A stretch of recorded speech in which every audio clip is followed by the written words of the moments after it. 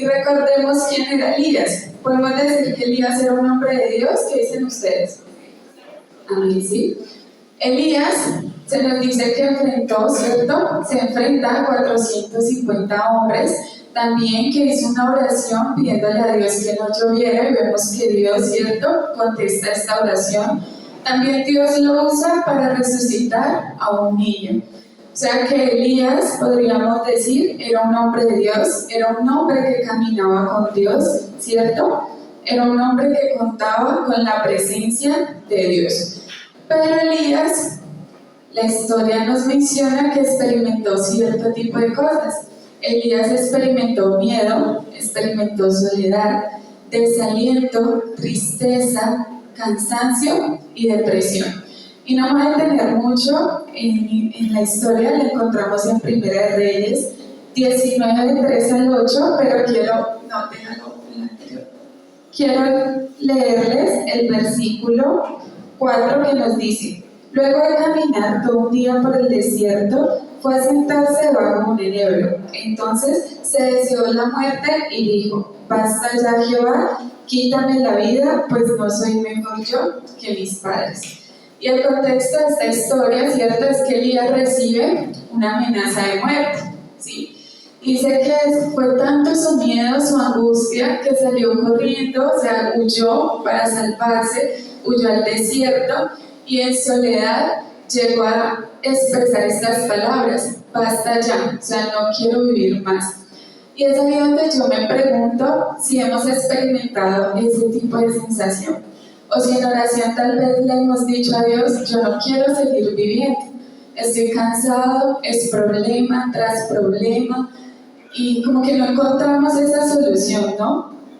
Y un hombre de Dios, un hombre que, digamos que por fe había alcanzado tantas cosas, ahorita se encontraba en esa encrucijada, sentía miedo, sentía depresión, y veamos qué dice el espíritu de profecía en cuanto a esto. Temía que la reforma inicial en el Carmelo no durase, y la depresión se apoderó de él. Había sido exaltado a la cumbre de Pisga, ahora se hallaba en el valle.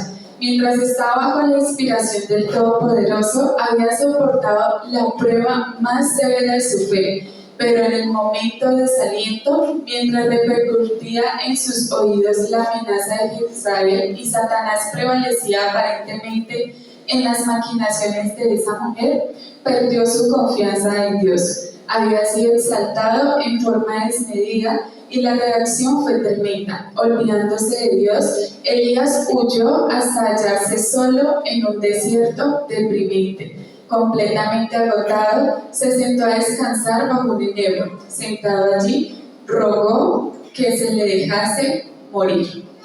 Entonces vemos que este hombre de Dios, ¿sí?, en algún momento, una prueba tal vez algo dura, lo primero que hace humanamente es buscar refugio, ¿cierto?, huir.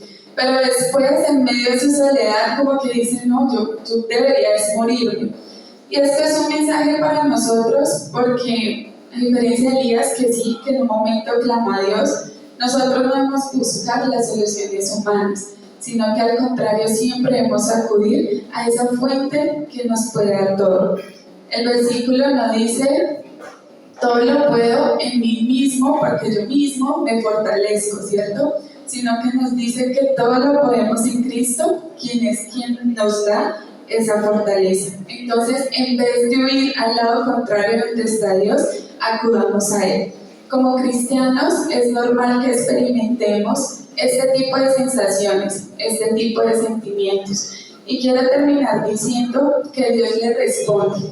Sabemos que un hombre de fe, en medio de su agonía, deseó a sí mismo su muerte, pero Dios podía tal vez recriminarle eso que estaba sintiendo, ¿cierto? Podía decirle: pero es que a usted se le olvida, yo cómo lucé, las cosas que hicimos juntos, ¿sí? Pero a diferencia de eso, Dios le responde de una manera algo distinta y envía a un ángel a calmarle una necesidad física. Vemos que él se acuesta a dormir, ¿cierto?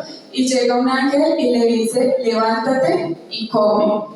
Y efectivamente Elías se levanta, come y vuelve a dormir.